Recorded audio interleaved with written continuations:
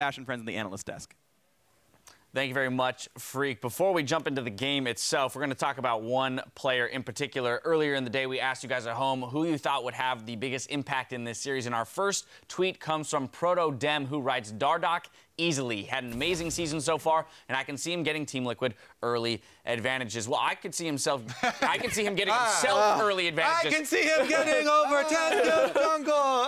Yeah, almost got 2 pentakills that game. If he would have played a little better, actually. Like, he played great, but he missed a few Qs in those team-fights. Could have given him 2 pentakills. Got a little never mind. anxious. Just scrap it. He doesn't get the Player of the Series award. No. But I mean, he really has shown up and has shown. I mean, he's shown his moments of brilliance throughout the season, as the tweet mentioned. But you know, this game was a very clear example of when he does go off, how easily he can take control of the game, and what he is allowed to do in terms of his building full damage. Also, okay, so hold on a second. A big reason why he decided to do that is because of how well the early lane swap went for Team Liquid. They were already crushing. Yeah, how NRG had some pretty big mistakes in that early lane swap. You see Dardoch on your screen right there. Going to be happy with the 2-0 start to the best-of-5 series here. Now, let's talk about, though, the game itself. Let's get into that a little bit. We saw the lane swap come through, and Scarra can't help but notice that NRG managed to screw it up. They ended up having a freeze against themselves on both sides. Yeah, well, the top lane freeze is expected, but the bot lane freeze, what happens is you're supposed to bounce the wave and then have the wave freeze back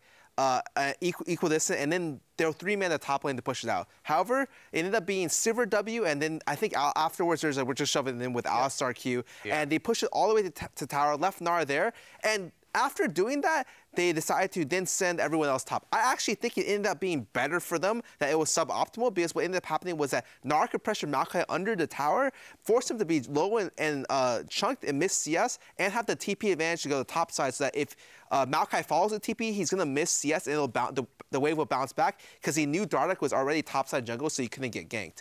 But, however, Altec didn't wait in time for his team to be situated correctly in a good spot, and he moved up too early, got chunked early before they had 3 or 4 people up there, and because of that, they just completely messed up the execution on the second portion of the 1v2. And that's our first replay. We're going to pull that up on the screen now. The result of moving a little bit too quickly into that top lane as this comes up.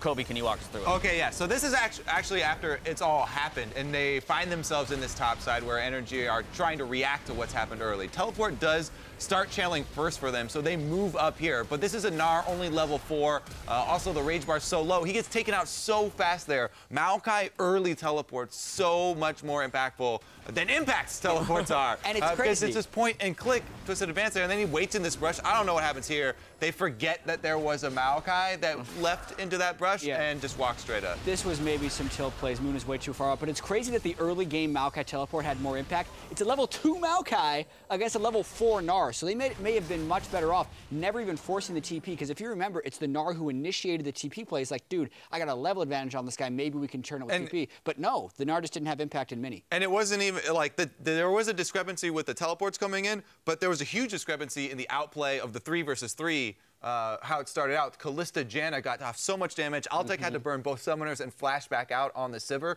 So he was in a very dangerous position, almost a non-factor in that 3-on-3. And if you look at after this entire play happens, you know, Teal gets this huge lead, and you look at Impact, well, he's still like a full level up and like 15, 20 CS up. So he was in prime position to actually carry the game before that situation happened. But unfortunately, his team messed up the execution so badly that he was forced to TP in a little bit suboptimally. You know, maybe his TP wasn't perfect either, but it was just such a desperate situation for them that they just pulled out like, that was just a really, really sloppy execution by them. And we saw evidence throughout the game that Impact, if anyone is the player to watch in this series, you know, that he can be the one to win the games or the series for NRG. We're going to move into our second replay about 22 minutes into the game. Impact making huge plays on this Mega Gnar.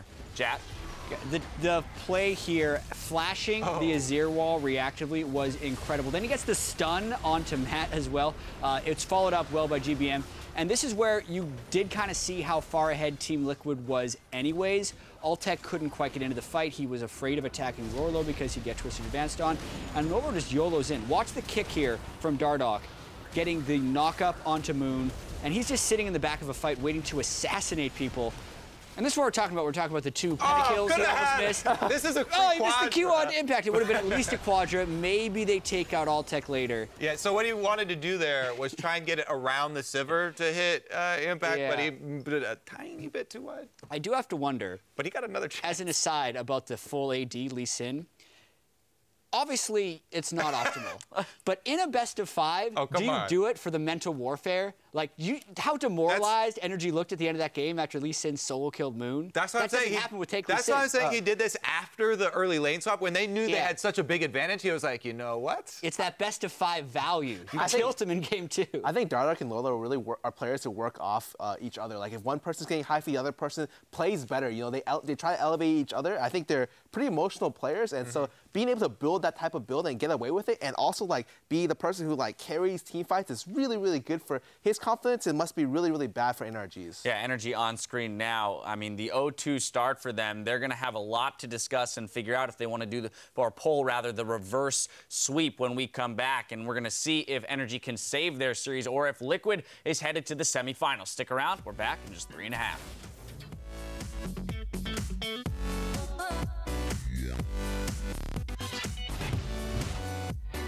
I want you guys to remember that this game, we're not playing, well, we are playing against Team Liquid, but that's not really what matters. Like, you guys are playing against yourself.